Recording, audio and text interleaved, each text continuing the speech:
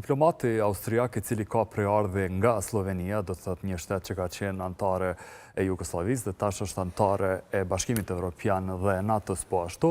flet edhe për qasjen e re që sipas tij duhet ta ketë me patjetër Brukseli zyrtar në raportet e dialogut mes Republikës së Kosovës dhe Serbisë për normalizimin e raporteve, përderisa thotë se qysh është e mundur që ka një narrativ kaq të rëndë nacionaliste sidomos në Serbi dhe po ashtu e kritikon edhe Kroacinë, e cila javën e kaluar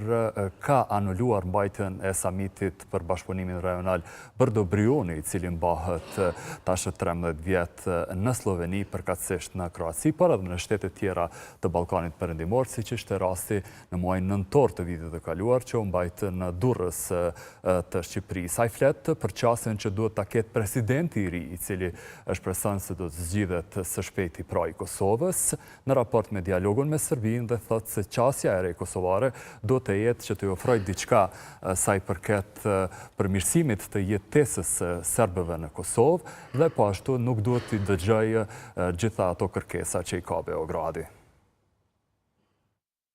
For Belgrade, it is Belgrade actually. Në fakt, Beogradi do zvarritje dhe për Vučićin, çështja e vetme dhe vendimi më i zorshëm do të ishte që ta pranojë Kosovën shtet si një vend fqinj e sovran. Difficult